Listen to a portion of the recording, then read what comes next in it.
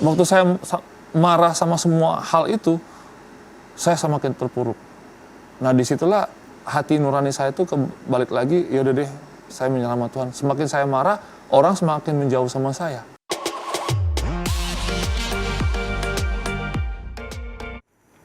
Citizen, how are you and welcome back on iTalk only on www.insertlife.com. When someone's story is a history and always with me Maria Christy. Hari ini kita pengen ngobrol sama seorang bintang tamu yang luar biasa karena historinya dia adalah setelah 10 tahun mungkin tidak cukup baik dengan ex-wife dan juga suami terbarunya waktu itu.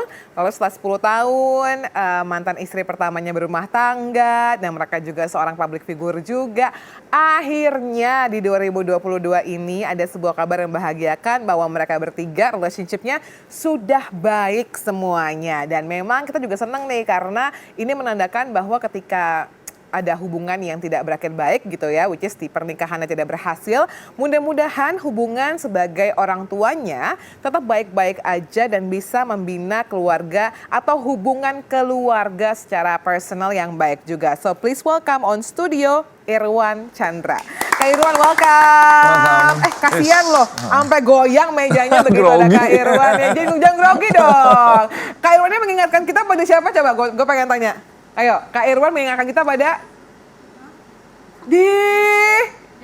Justin lah, anggota keluarga kita sendiri loh, Opa Jejo, you know him, right?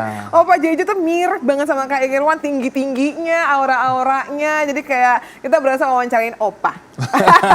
So, Kak Irwan, how are you? Baik. Senang banget karena tadi aku bilang di akhir tahun ini kita punya kabar bahwa akhirnya Kak Moa, Kak Irwan sama Kak Li, Opa Li, hai, Opa Li sama Kakak Moa juga sudah berjalan dengan baik ya. So everybody knows the story, tapi aku pengen tahu sebenarnya apa yang akhirnya membuat setelah 10 tahun dulu nih baru bisa kayak baik-baikan gitu. Sebenarnya kesempatan untuk berdamai itu dari tahun-tahun kemarin sudah ada. Mungkin dari Li juga sudah ada. Tapi kita untuk bertemu itu kayaknya sulit banget ya. Karena dengan jadwalnya Li, jadwal saya juga. Terus juga jadwalnya waktu itu sempat diundang salah satu stasiun televisi untuk ulang tahunnya. Mengenai honor mungkin mengenai jadwal juga. Akhirnya ditunda, akhirnya nggak jadi. Nah, puji Tuhan akhirnya di podcastnya Uncle Alvin. Ya itu dadakan banget. Kita bisa dipertemukan tanpa sengaja ya. Saya pun sebenarnya sih disuruh datang podcast sendiri. Tapi pas saya tanya, saya segmen keberapa? Segmen ketiga. Emang segmen 1-2 siapa? Gitu. Waktu dikatakan segmen 1-2-nya Li, jangan-jangan Li ya? Lagi lihat ini. Saya pikir di belakang lihat ada Li juga datang. Agak ini komedi ya saya.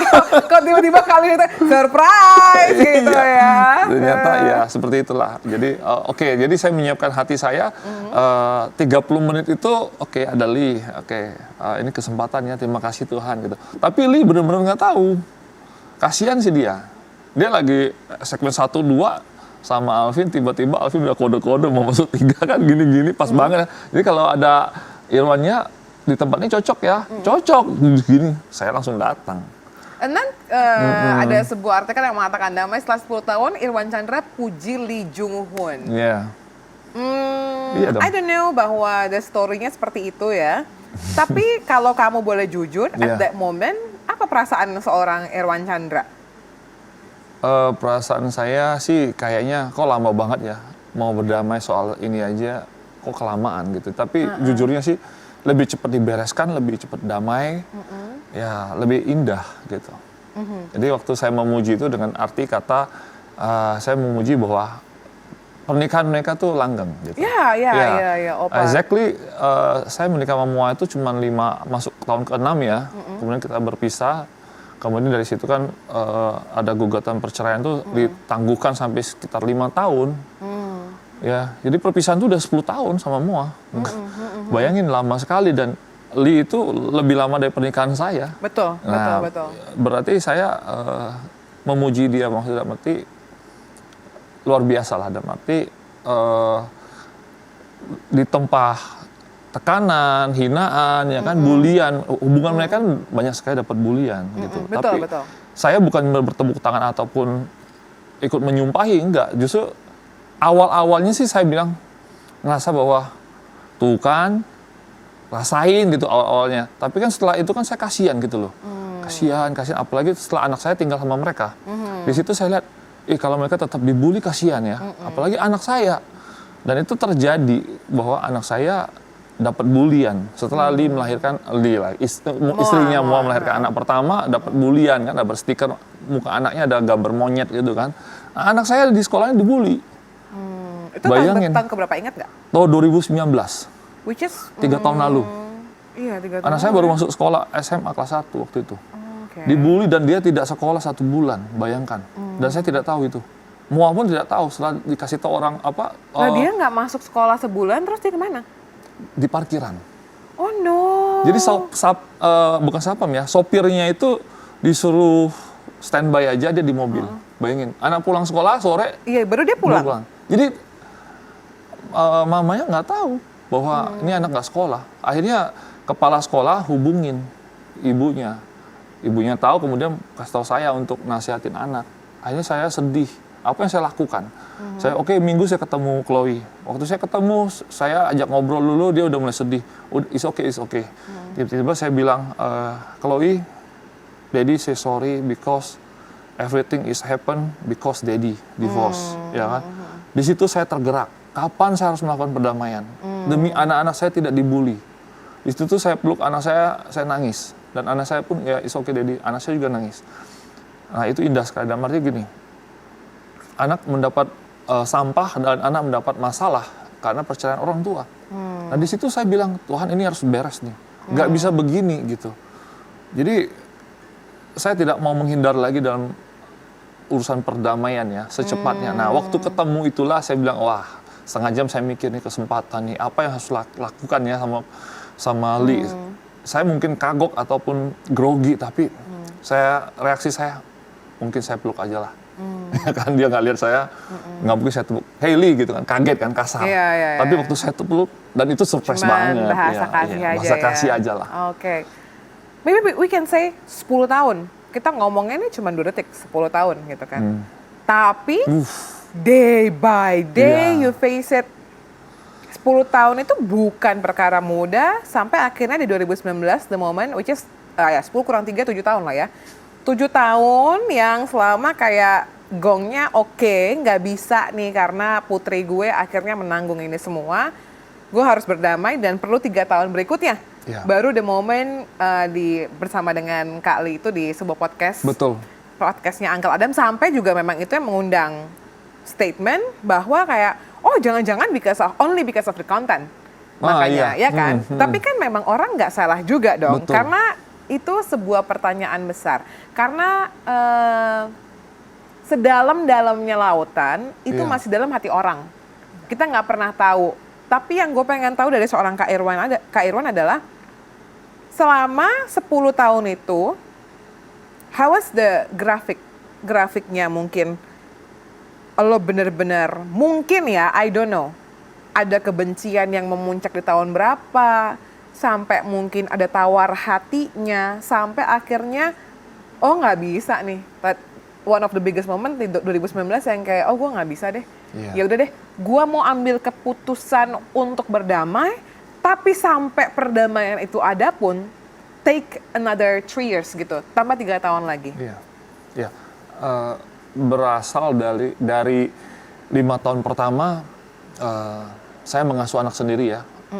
Berarti Chloe itu sempat ada di Kak Irwan 5 tahun ya? Jadi selama proses gugatan cerai itu kan, hak asuh masih di saya.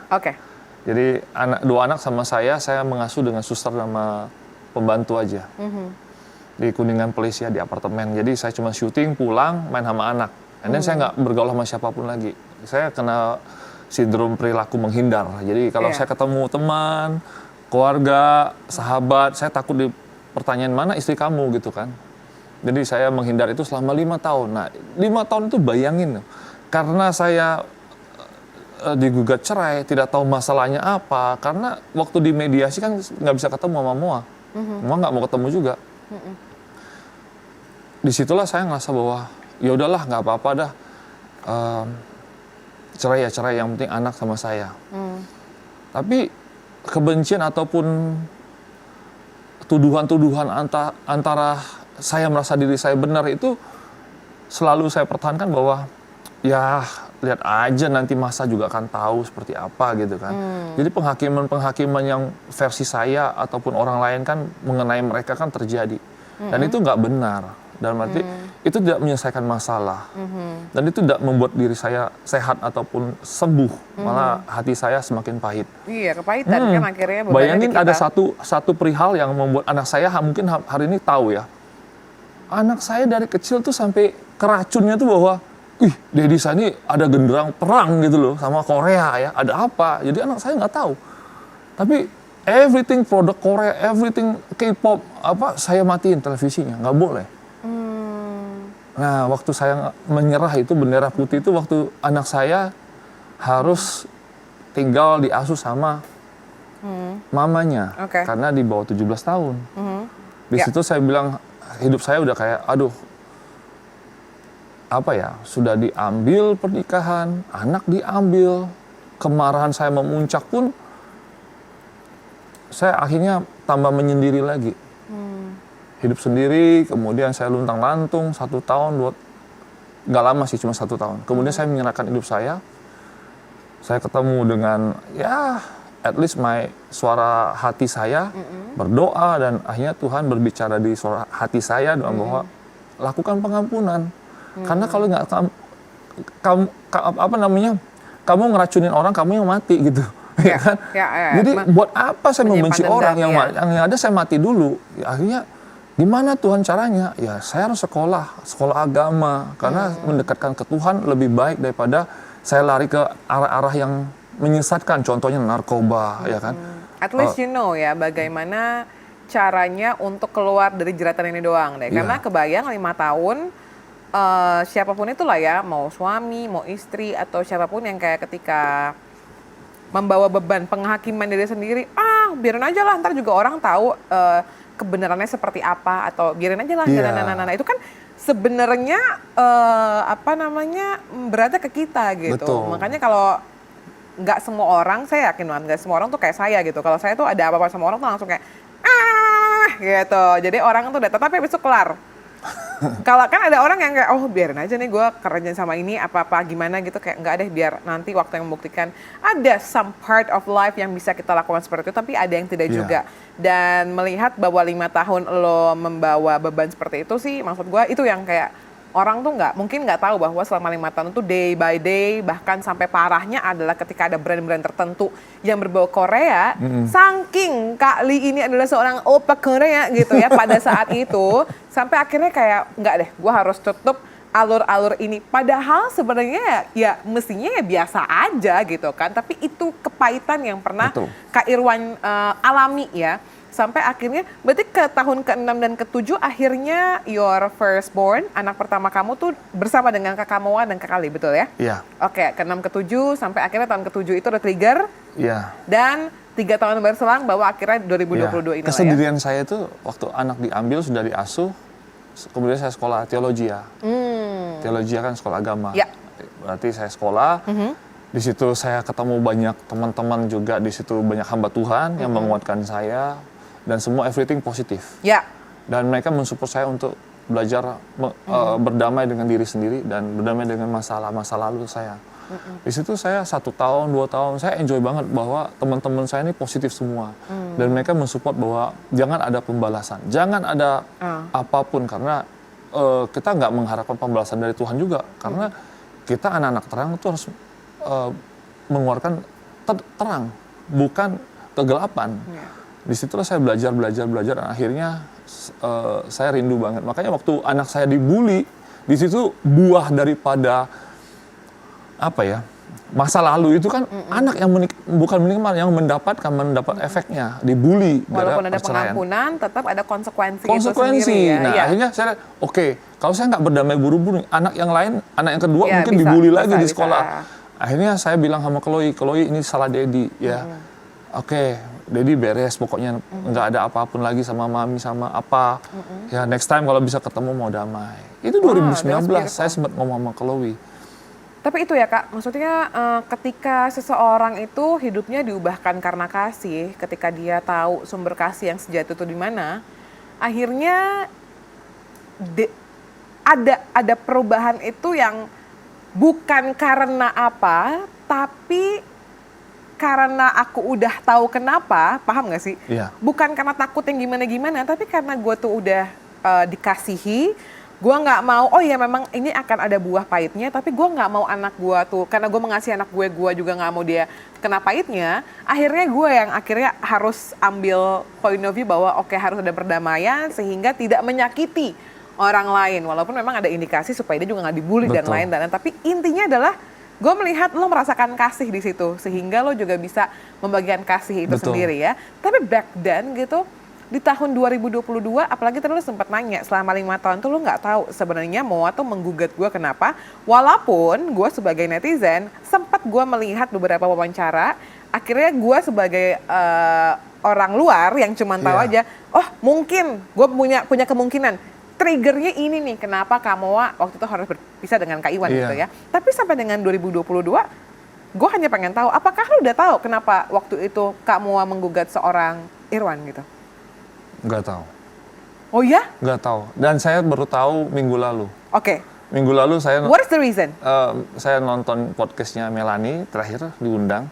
Dan Melanie bertanya dan Moa bercerita bahwa saya itu pernah dipancing. Dibilang sama Irwan bahwa kamu selingkuh ya sama Lia.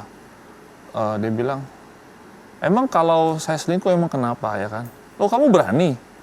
Emang saya nggak berani? Coba aja saya bilang gitu kan. Emang saya sempat ngomong begitu. Ternyata dia terpancing. Iya, dia terpancing bahwa oh emang saya nggak berani gitu kan. Loh, dalam hati saya kan kita udah anak Tuhan, kita diberkatin pernikahan. Nggak mungkin lah kamu begitu berani ya kan. Banyak hal yang dipertaruhkan, banyak hal yang dikorbankan. Kalau ada masalah, let's talk gitu kan. Tapi malah dimakan itu kan. Saya bilang, coba aja kalau kamu berani selingkuh ya. Dan nanti saya laporin orang tua kamu, saya laporin pendeta. Maksud saya begitu, ternyata benar-benar menghilang. Intinya adalah back then, 10 tahun lalu, mungkin yang aku bisa tangkap sebagai orang luar ya, adanya ketidakdewasaan dalam pernikahan tersebut. Mungkin beda lah ya, pasti Kak Irwan dan kamu 10 tahun lalu sama yang sekarang tuh udah pasti berbeda jauh banget. Betul. Sampai akhirnya mungkin ini juga yang bisa menjadi penguat di rumah tangganya Kamoa sama Kak Li gitu. Makanya mereka benar-benar kuat banget belajar karena udah belajar nih. Intinya adalah sekarang lo udah tahu akhirnya walaupun berselingkuh yang lalu gitu kan. Dan lo juga tahu bahwa memang apa ya, itu adalah jalan yang harus ditempuh dan lo udah melepaskan pengampunan buat itu semua. Tapi kalau gue mau tanya satu hal Kak Irwan, apa sih yang lo bisa pelajarin dari pernikahan Kak Irwan yang terdahulu bersama dengan Kamoa?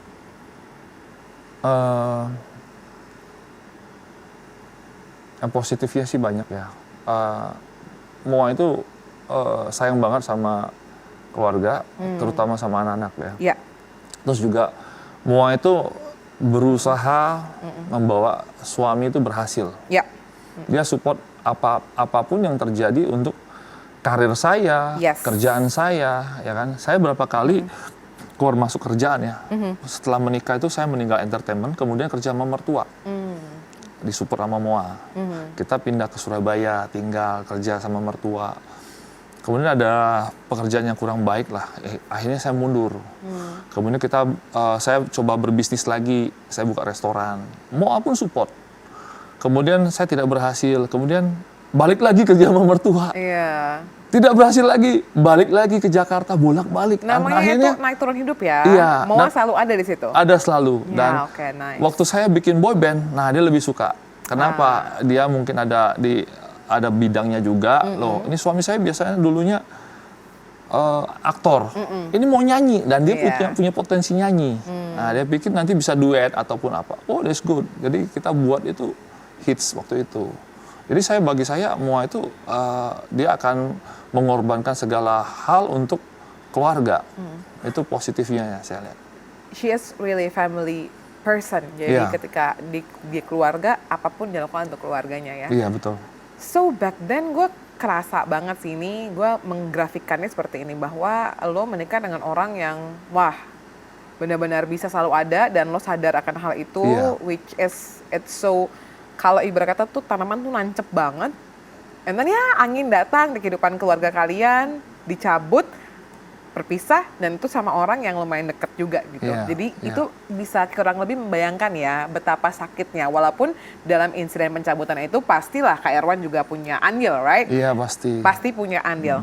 Tapi akhirnya di kesakitan itu, gue pengen tahu, ada nggak personal momennya Kak Irwan sama Tuhan yang mungkin akhirnya itu benar-benar jadi momen, the date, pengampunannya Kak Irwan total, bukan hanya dengan Moa dan Lee, tapi untuk kesakitan-kesakitan masa lalu Iya. itu yang pernah ada.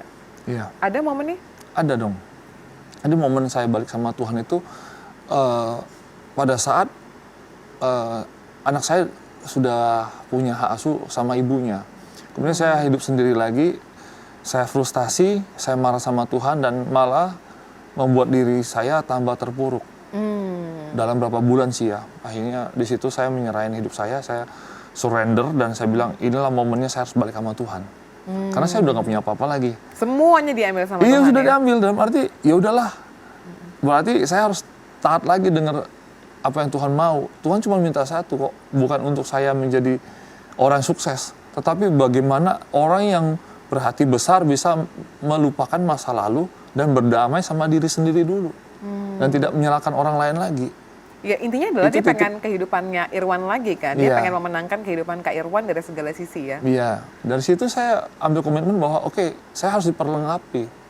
Saya nggak bisa cuma baca firman, kemudian saya renungi sendiri, nanti saya salah tafsir. Akhirnya bergabunglah Kak Irwan di Sekolah teologi teologi gitu ya. Di situ saya ketemu banyak orang positif, Dan, hamba-hamba yes. Tuhan yang menguatkan saya, mendoakan saya, dan saya bergaul sama mereka, hangout sama mereka.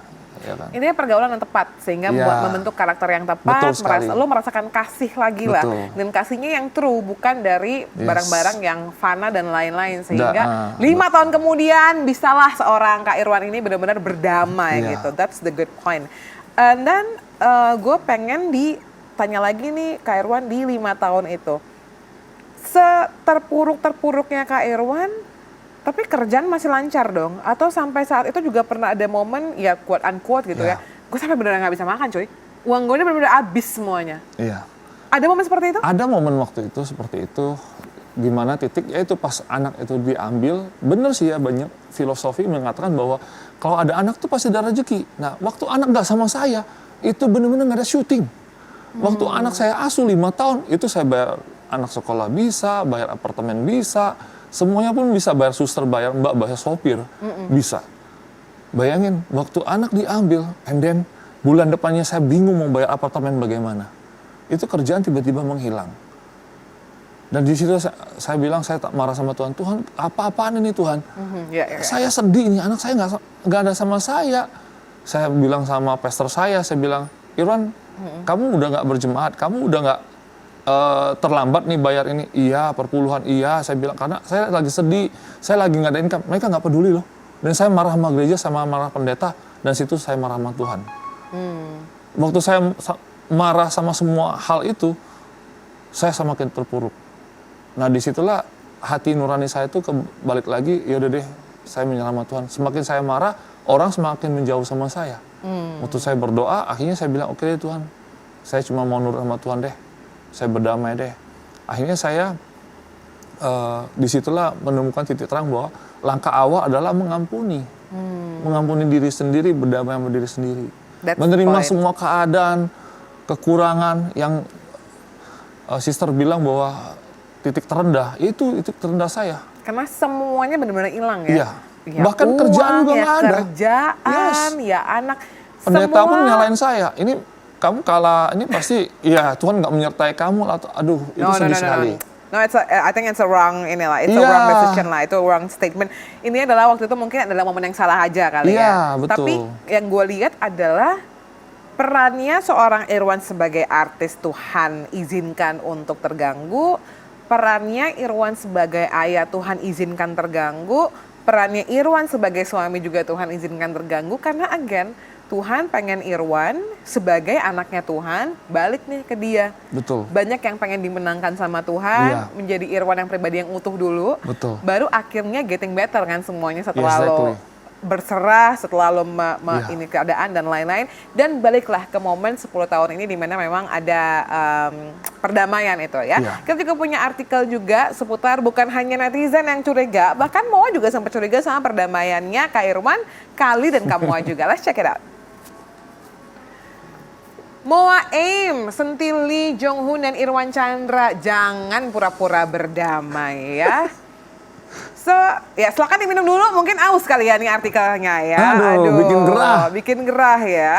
Namanya juga kan orang ada kebaikan pasti mungkin ada yang nggak suka dan itu juga menimbulkan tanda tanya gitu, mungkin kayak kok tiba-tiba gitu, what's happen? Apalagi kan kamu juga sudah berkeluarga juga kan, jadi mungkin kok ini ada apa nih gitu. Wajar lah seorang perempuan punya pertanyaan seperti itu. Pasti, karena saya tidak ada komunikasi sama Moa sama sekali. Kalau komunikasi itu kadang sebulan sekali atau berapa bulan sekali, ada momen-momen ulang tahun kayak saya mau ketemu anak, baru kita komunikasi di WA doang. Iya.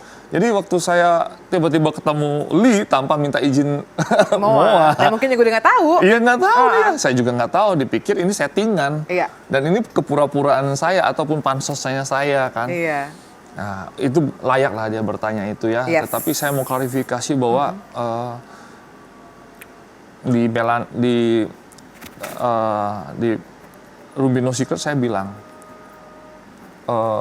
Kak Feni, saya bilang, ini kalau saya sampai pura-pura, kenapa dari 10 tahun yang lalu saya nggak cari gara-gara aja, ya kan? Saya bikin panas ataupun ribut gitu kan. Waktu anak diambil 5 tahun pun, saya bisa bikin keributan, ya kan? Apapun saya nggak mau damai. Sekarang ngapain saya pura-pura? Emang saya lihat ini case-nya sudah apa ya, udah nggak penting gitu. Perang ini udah nggak penting. Kita udah sama-sama tua, anak sudah dewasa, dan kita butuh ketenangan, masa depan di sana, keadaan dunia tidak semakin membaik, ekonomi tidak semakin membaik, terus kita punya luka dan dendam dipendam, ya kita mati muda. I get the point, tapi nggak semua orang bisa get the point, right? Bahwa itu adalah proses. Makanya tadi di awal gue bahas bahwa gue pengen tahu 10 tahunnya si Irwan ini gimana gitu, supaya sampai dia bisa mengampuni. Karena again ya, pengampunan itu lifetime proses lah. Puji Tuhan lo bisa 10 tahun, ada yang mungkin butuh 20 tahun, 30 tahun, sampai benar-benar bisa. Dan gue juga percaya bahwa di momen ini Kak Lee dan Kak Moa tuh punya kedewasaan yang sama sehingga energinya bisa ketemu. Kebayang nggak siapapun misalnya yang mau berdamai gitu ya, yang satu energinya ini belum ada gitu, masih panas terus. Perdamaian mau antara mantan suami istri, sahabatan, Nggak bisa. partner bisnis nggak akan bisa. Betul Tapi memang 10 tahun ini dua-duanya juga udah oke. Makanya perdamaian tuh adalah di akhir 2022 ya, walaupun memang ada pertanyaan-pertanyaan. Tapi berarti sekarang udah komunikasi udah lancar dong, dari sebulan sekali mungkin udah kayak lebih kayak happy Sunday ya sis bro gitu kan, betul. Lebih itu dong. Habis konten kemarin barusan saya tadi tunjukin juga sama dia. Saya bilang, saya tanya sama kapan nih kita mau Natalan bareng. Oh nice. Oke, kita atur ya minggu depan berarti. Mungkin ada Christmas dinner. Ya, Christmas dinner sebelum katanya mereka, Silly bilang mereka mau ke Korea, ya kan, malam tahun baru ataupun Natal ini kan. Anak-anak tapi ke Surabaya. Oke, ketemu dulu dong, saya bilang. Oh iya. Sudah WA-an. Terus beberapa hari kemudian, gimana udah kabar belum? Oh kayaknya padat nih, nggak bisa. Ya udah deh, Januari deh, habis pulang liburan semua. By the way, kapan saya bisa? Saya mengajukan diri. Pak, kapan saya bisa isi YouTube-nya Lee? Saya bilang. Wow, saya udah mau support. Itu ya, ayo dong. Willing itu. Iya. Ajak saya sama Ferdinand dong, kita reunian lagi ya, di YouTube kamu. Bikinlah subscriber-nya bisa meledak 1 juta ya kan. Saya support, saya bilang gitu. Tapi itulah bahwa langkah-langkah kecil yang dulu kayaknya nggak mungkin orang komunikasi aja cuma sebulan sekali gitu ya. Ini sampai mau Christmas dinner bareng atau Christmas celebration bareng, sampai pengen support and everything. Bahkan gue juga sempat bacain gitu kayak, ya siapa tahu bisa bikin single bertiga, we never know ya kan. Tapi akhirnya udah follow-followan dong di sosmed segala macam, udah balik. Udah di follow back? Enggak tahu sih, enggak. Oh belum, mungkin lupa kali. Kebanyakan follower. Iya dong. It's okay lah, bagi saya. Tapi lu mention kan, udah mentionan dong. Ya mungkin lupa kali, klik tombol follow ya. It's okay bagi saya. Iyalah. Saya yang tua, saya yang tidak terkenal ini memfollow dulu lah. Kan nggak apa-apa dong. Itu kan sebenarnya kedamaian itu adalah sikap hati ya Kak. Mau dia follow back, mau enggak. Yes, exactly. Mau itu yang penting adalah komunikasi kita tuh di dalam udah aman-aman aja. Itu komitmen saya. Dia mau terima pemaafan saya atau enggak, ya kan? Dia mau fallback enggak fallback, yang penting saya lakukan bagian saya. Wah, itu kedewasaan iman yang menurut gua nggak bisa dibayar apapun. Dan itu kan akhirnya lo bukan hanya masalah ini ya, nanti pun lo di kehidupan lo dengan session yang manapun, mau orang kayak apa, yang penting gue begini. Gue damai sukacita karena gue melakukan ini. Dan itu yang nggak bisa diambil dari orang gitu loh. Gimana damai sukacitanya dia tuh selalu ada. Dan menurut gue itu adalah berlian kehidupan yang nggak bisa diambil sama siapapun. Dan thank God that you have it gitu kan.